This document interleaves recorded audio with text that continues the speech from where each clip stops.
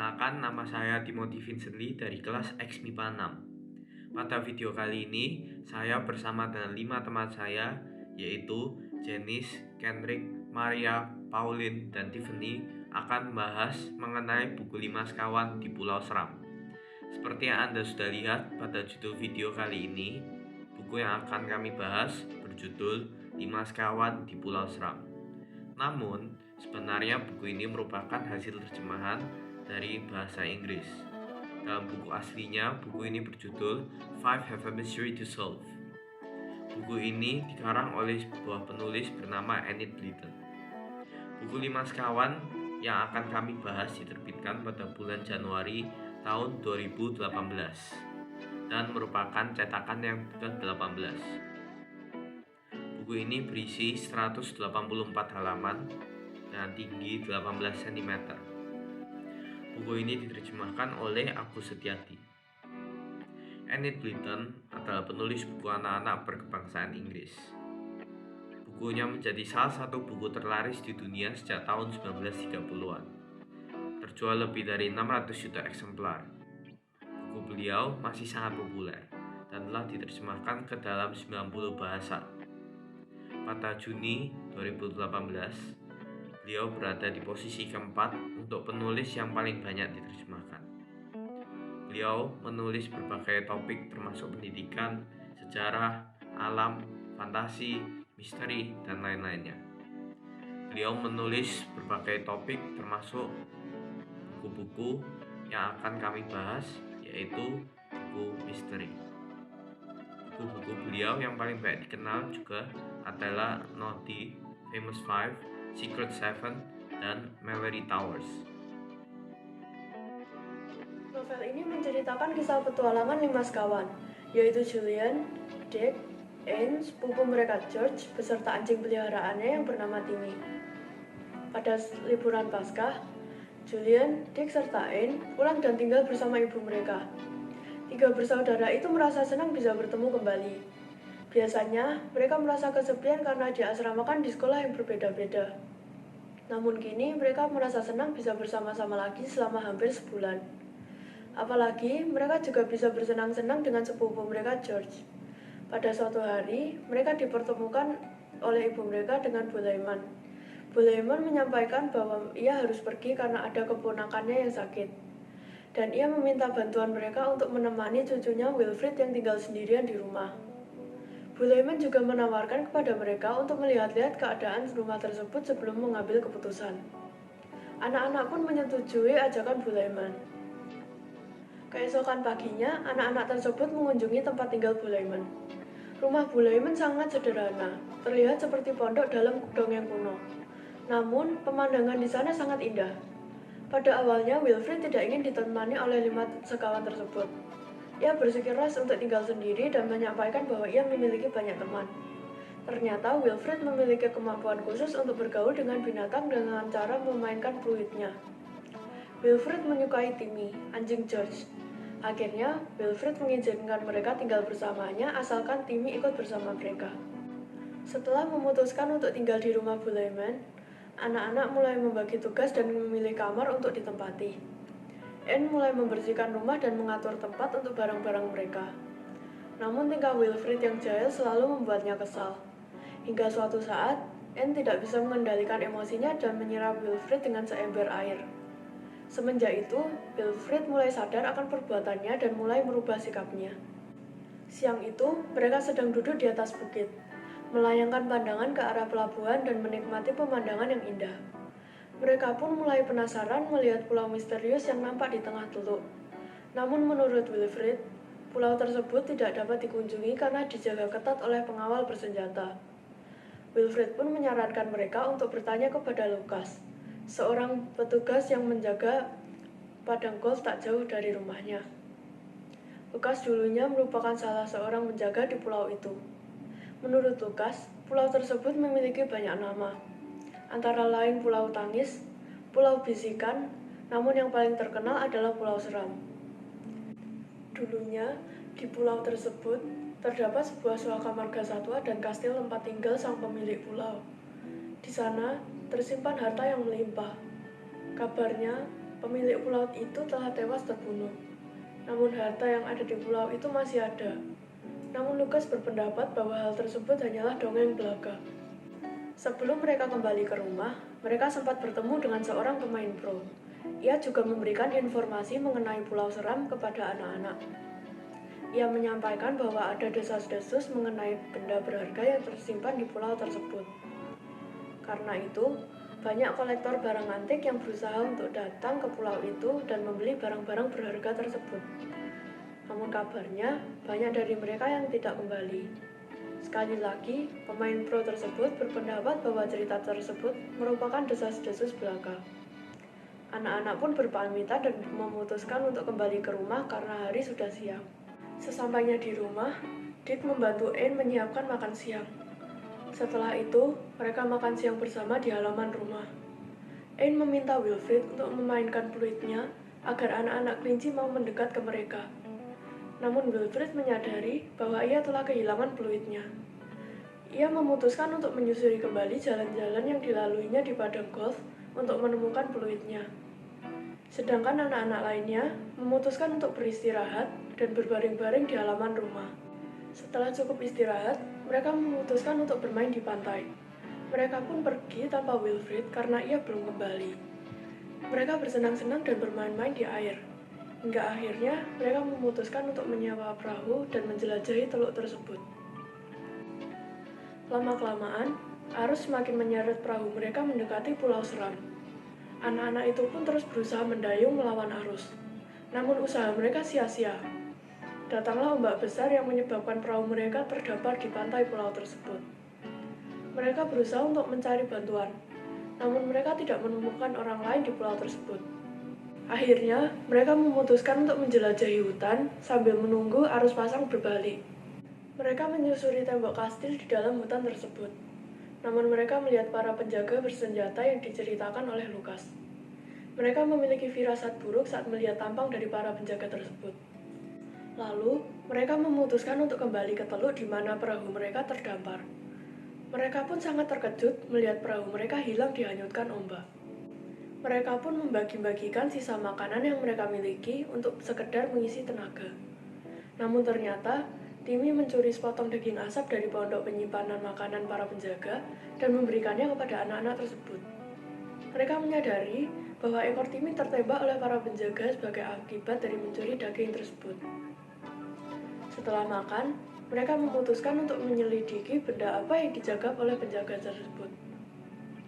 Tibalah mereka di sebuah gudang. Di dalamnya terdapat banyak peti berisi patung-patung yang sangat indah. Karena Timmy merasa haus, mereka memutuskan untuk keluar dari gudang tersebut dan mengambil air dari sumur yang tak jauh dari situ. Timba yang terikat di sumur tersebut pun terjatuh. Lalu Dick memutuskan untuk turun ke sumur mengambil air menggunakan tali dan menemukan ada pintu yang memiliki gredel tetapi sudah berkarat di sisi sumur. Karena penasaran, Dick membuka pintu tersebut, lalu mengintip ke dalam lubang gelap yang ada di belakangnya. Lubang itu gelap sekali. Ia pun mengambil senter dan menyorotkannya ke dalam lubang tersebut. Dick terkejut melihat patung-patung emas yang ada di dalam lubang tersebut. Karena anak-anak yang lain penasaran, akhirnya mereka turun satu persatu ke dalam sumur untuk melihatnya. Saat mereka sudah kembali ke permukaan sumur, tiba-tiba Timmy menggonggong dan berlari ke arah pantai tempat mereka terdampar. Ternyata, Wilfred yang datang menyusul mereka. Wilfred merasa senang karena semua temannya tidak menduga kedatangannya. Matahari sudah terbenam dan semuanya beristirahat. Tiba-tiba, Anne terbangun dan menyadari bahwa Wilfred tidak sedang bersama dengan mereka. Ternyata Wilfred menyelinap pergi. Anne membangunkan teman-temannya. Akhirnya, mereka semua pergi untuk mencari Wilfred. Wilfred langsung berlari tanpa tahu arah. Ia ingin kembali ke tempat di mana teman-temannya berkumpul tadi. Setelah berjalan menerobos semak belukar, tibalah ia di suatu tebing. Tanpa sengaja ia menemukan gua di kaki tebing yang merupakan pintu masuk menuju ruang bawah tanah yang berisi emas. Sebelumnya ruangan ini telah dilihat oleh Dick saat berada di sumur tadi. Saat ia melanjutkan perjalanan untuk mencari teman-temannya, tiba-tiba ada orang yang melompat dari balik pohon dan meringkusnya. Ia pun merasa lega setelah mengetahui bahwa ia telah bertemu dengan teman-temannya. Ia pun menceritakan tentang lorong rahasia yang ia temukan. Julian pun menyusun rencana supaya mereka bisa masuk ke dalam ruang rahasia tersebut. Mereka pun mulai menyusuri lorong batu yang ditemukan Wilfred di kaki tebing. Dengan bantuan cahaya senter, mereka melangkah dengan hati-hati, semakin jauh ke dalam lorong batu tersebut. Sambil berjalan, Julian pun memikirkan kemungkinan bahwa sisi sumur yang ditemukan Dick berdampingan dengan dasar kastil di mana ruangan harta itu berada. Mereka pun akhirnya tiba di ujung lorong batu tersebut dan menemukan sebuah pintu berterali besi. Ternyata tempat tersebut merupakan sel yang dulunya digunakan untuk mengurung tahanan di kastil tersebut. Kemudian, mereka sampai di suatu tangga batu. Di sana terdapat pintu yang besar dengan gerendel yang kokoh. Saat mereka masuk ke dalam ruangan tersebut, tampaklah ruangan harta yang mereka cari-cari. Anak-anak itu pun melihat sekeliling ruangan. Mereka kagum atas banyaknya harta emas yang tersimpan dalam ruangan ini. Namun tiba-tiba, datanglah seorang laki-laki yang masuk ke dalam ruangan tersebut. Tak lama kemudian, seorang laki-laki lain datang menyusul, dan mereka berdua mulai mengemas dan mengangkut patung-patung tersebut. Tiba-tiba, pria tersebut menyadari pergerakan George dan Anne. Anak-anak lain pun menunjukkan dirinya. Penjaga pria tersebut mengurung mereka dalam ruangan tersebut. Lalu ia meninggalkan ruangan tersebut. Anak-anak itu pun tidak kehabisan akal. Mereka mengetahui bahwa pintu besi yang ada di sisi sumur terhubung dengan ruangan ini. Mereka bekerja sama menyusun peti dan meja untuk memanjat ke pintu tersebut. Mereka pun memanjat keluar sumur menggunakan tali timba secara bergiliran, kecuali George dan Timmy. Timmy tidak bisa memanjat tali timba, maka George memilih untuk menemaninya keluar melalui lorong batu yang mereka lewati sebelumnya. Saat penjaga tersebut kembali, ia membuka pintu tersebut. Timmy berhasil menyerangnya hingga pingsan. Lalu George dan Timmy pun berlari keluar menyusuri lorong batu tersebut. Dengan berani, ia dan Timmy menghampiri para penjaga. Anne berteriak sambil menegur mereka. Sedangkan Timmy langsung berlari dan menggigit para penjaga. Mereka pun ketakutan. Akhirnya mereka kabur menggunakan perahu. Anne juga melempari perahu mereka dengan batu. Anak-anak lain pun terbangun. Mereka bersorak gembira melihat aksi Anne yang telah menyelamatkan mereka.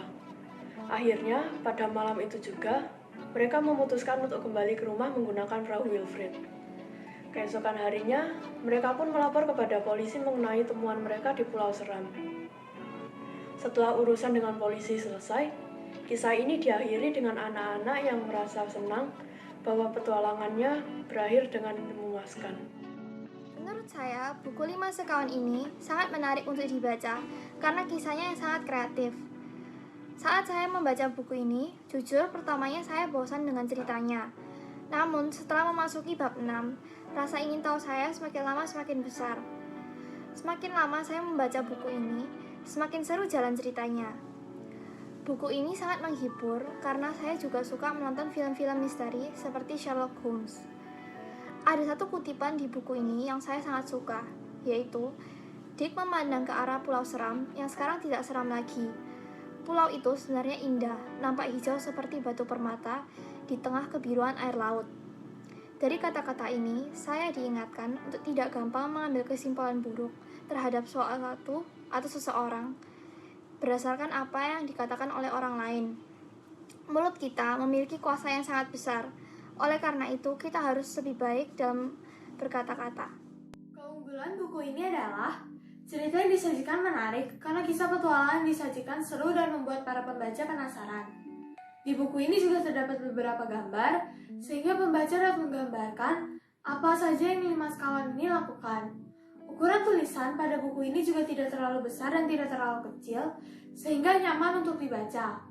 Latar tempat dari novel ini dibuat menjadi menegangkan dan juga menyenangkan, sehingga pembaca dapat merasakan serunya petualangan yang dialami oleh 5 sekawan ini. Cover buku ini juga menarik, sehingga dapat menarik pembaca untuk membeli dan membaca buku ini. Kelemahan dari buku ini adalah gaya bahasa dari buku ini banyak menggunakan majas, sehingga terkadang sulit untuk dimengerti. Kertas yang digunakan pada buku ini juga tipis, sehingga buku mudah rusak. Amanat di buku ini juga tidak terlalu ditonjolkan, karena cerita ini lebih fokus dengan petualangan yang dialami oleh 5 sekawan. Saya akan menjelaskan mengenai tinjauan bahasa yang digunakan dalam novel Lima Sekawan. Bahasa yang digunakan dalam novel Lima Sekawan ini cukup jelas. Penulis tidak menggunakan bahasa baku dalam menulis buku ini, dan kalimatnya mudah dipahami, sehingga pembaca dapat dengan mudah memahami isi novel ini. Tetapi, kekurangan dari novel ini adalah adanya penggunaan majas yang terlalu sering, yang dapat menyusahkan pembaca dan dapat menyebabkan salah mengerti saat membaca. Contoh majas yang digunakan adalah tahu-menahu, yang berarti mengetahui, dan sampai hati, yang berarti tega. Novel ini saya rekomendasikan untuk para remaja, karena ceritanya menarik dan sangat kreatif, sehingga para pembaca tidak merasa bosan saat membacanya. Terima kasih telah melihat video ini, Tuhan Yesus memberkati.